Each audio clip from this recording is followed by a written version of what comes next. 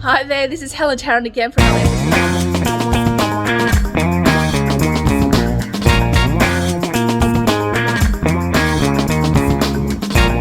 Here with our whole team. Wow, it's massive.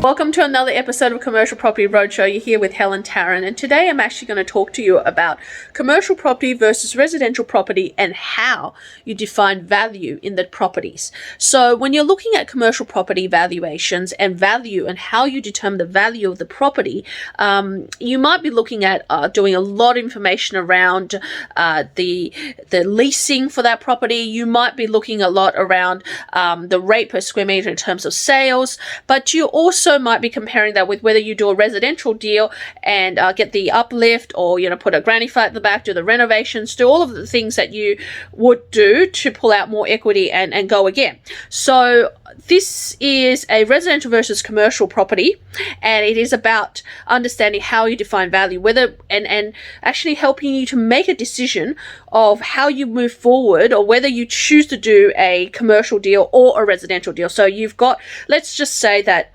you have let's say you've got maybe $500,000 as a purchase price, and you can do either commercial or residential. And what would you do? Would you do a commercial deal? Would you do a residential deal? Look, the decision is entirely up to you, and you have to make that decision. And this video is not here to actually sway you either way to go into commercial or go into residential, but what it is actually doing is showing you the difference of how you value a deal.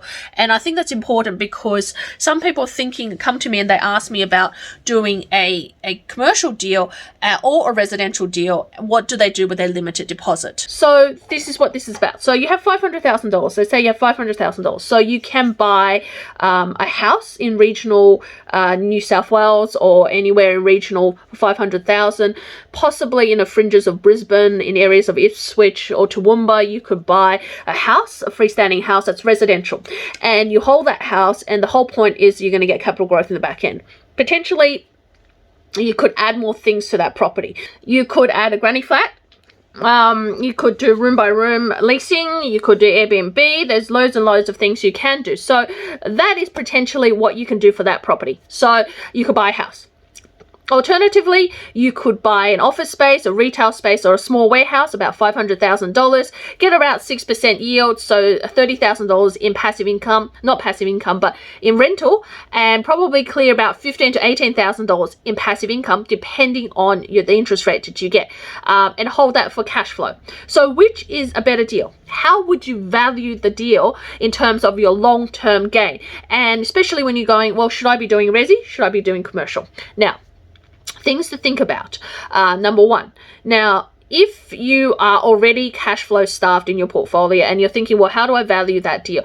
A resi deal is pretty much what you see is what you get. So you have the house, you have the land, whatever next door is, you are going to be roughly the same price bracket. So next door, if they're roughly on the same piece of land, roughly same size, with the same rough house, whether 3 or 4 bedrooms with 2 bathrooms, carport, etc., they're going to be getting relatively the same price by, if they've done any renovations. If one has done renovations, one hasn't, then one is going to get more than the other. And that's how it is. If one has a granny flat at the back, and that means that you're spending an extra $80,000 or $100,000 on the back, and you're getting an extra $300 a week, then that adds to the value of the property. So you might be able to turn that $500,000 property to now worth $600,000, and then you might be able to pull out some equity, or maybe even $650,000. So that changes it. And maybe just by renovating it, maybe spending $20,000, buying a $500,000 house, spending $20,000 on it, then that property may be now worth $550,000 or $570,000, and you can pull out more equity out of it. That's how the deal is done, and that's how you value the property. It's basically you're comparing next door to this property, and that's all how it stacks up. And you look at some historic sales, and that's how the value of the property is. And you can pretty much know the value as you're going into the deal. Now, commercial is very different. When you're doing a $500,000 deal in commercial, it's a totally different kettle of fish. So you have what the specifics are. So if this warehouse is $500,000, it's been rented out as $30,000, you're getting $15,000 to $18,000 in passive income from that property. The next one next door is, getting the same, and it's getting 15, 18,000, it's all the same. So, you know, the rate per square meter is equal, right? But that's only if the tenant is actually the same similar type tenant. So let's say you have a mechanic in warehouse A, and then you have a diesel mechanic, or you have someone who does, you know, car wrapping, or someone who does, let's say, stereos or everything for the car in warehouse B. Well, their rent's going to be fairly comparative. They're going to be pretty similar type of rents in there. And the tenant is you're going to get pretty similar type of returns and yields in that. So you can compare likes with likes, so apples with apples, right? Whereas in the residential space, doesn't matter what kind of tenant you get. They're still going to pay roughly around the same rent. The tenant is irrelevant to the value of the property. Now, because you've got this type of tenant, it's going at a 6% yield. So that's the value of it. Now, let's say that, you know, warehouse A is getting your mechanic type of tenant, and you're getting a 6% yield on a 3-year lease. You're getting $15,000 to $18,000 in passive income, and you're buying that property, you know, with a net rent of $30,000, and it's $500,000. You're buying it, so that's what it is. Let's say warehouse B next door has a different type of tenant. Let's say that they're a tenant that is, let's say they do gymnastics, martial arts, and mixed sort of training for kids. And they because of the height and everything else, they have a little office at the front. Now, they may be getting same rents, right? They might be getting the same rents, so they're still paying $30,000 a year, same rents next door. But in the market, people might perceive that not as great a tenant as the mechanic, who, you know, have all his gear, has his clients in there, well-established tenant, people getting 6%. Now, people might actually want 6.5% yield for that property. So 6.5% return. So therefore, that property is now worth, you know, not $500,000, but maybe $450,000. So there's a $50,000 difference because there's a difference in tenant. But let's say that now you have a warehouse C. So this complex has another warehouse next to each other.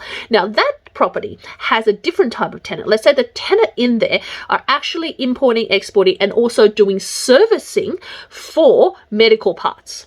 So let's say they're doing medical parts. So they get the machinery in, and that might be some dentist machinery, like dentist chairs, dentist machinery. They might be doing any of the machines that people might do ultrasounds in. They might be doing anything that to do with any of the pathology machines, or they might be doing things like for x-rays or anything else. Let's say they import that, they distribute it to doctors and doctor surgeries around Australia.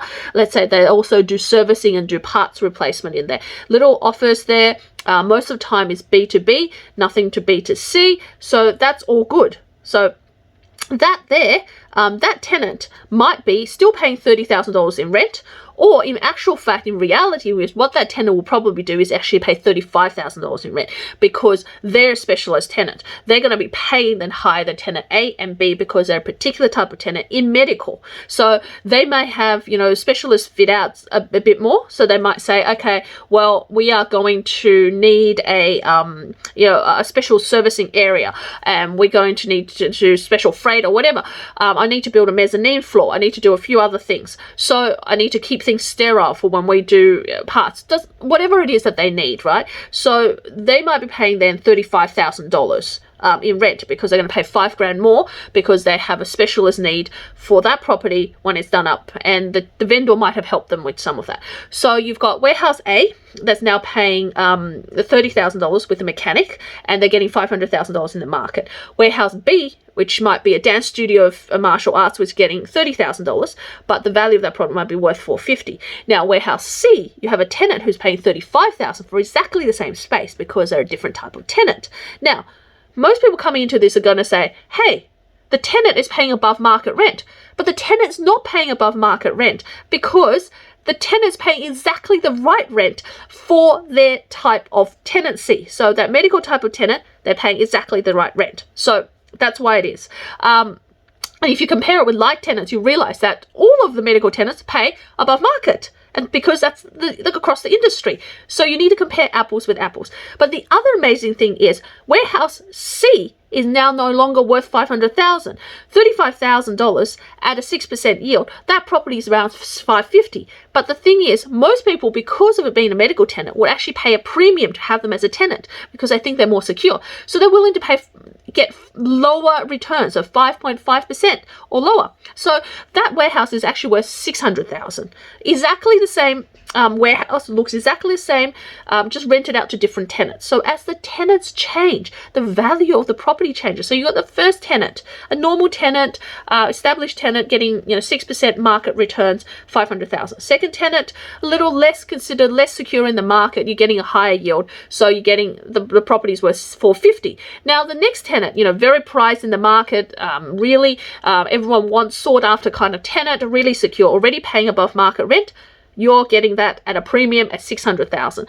Exactly the same property, exactly the same inside lettable area, but the tenant's different. The value of the property changes. The value of the property changes, people paying more or different rates for that property. So value of commercial property is based on the type of tenant, the type of lease, what's internal, and also how the market perceives in terms of what they perceive as security. So at the moment, the market perceives warehouse property as secure. So you're paying a premium to be in warehouse. So in a sense, being a medical tenant in warehousing at the moment, instead of normally getting 5.5% in return, you'll have to pay 5%. So that $600,000 property just becomes $650,000.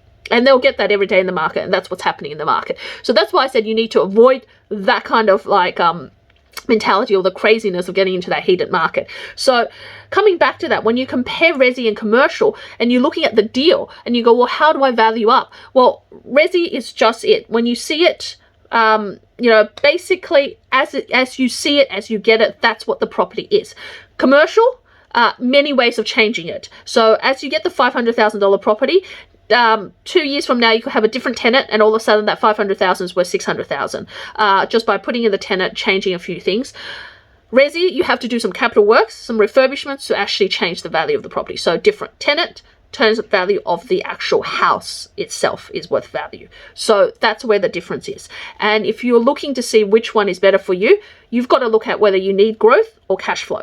If you are looking for cash flow, then commercial property is the way to go. If you are looking for growth and you have a little less capital to start with a residential, add some value, pull out more equity, then do your commercial deal. So that's how the two values are. You can do both together, you can do both separately, but when you're looking at it, it's totally different mindsets. So don't get them mixed up, which is what this video is about. So hopefully that's helped you to understand resi versus commercial, how you would value the deal depending on the tenant or the actual property. So commercial is actually tenant, rent, fit out, and for exactly the same property is different.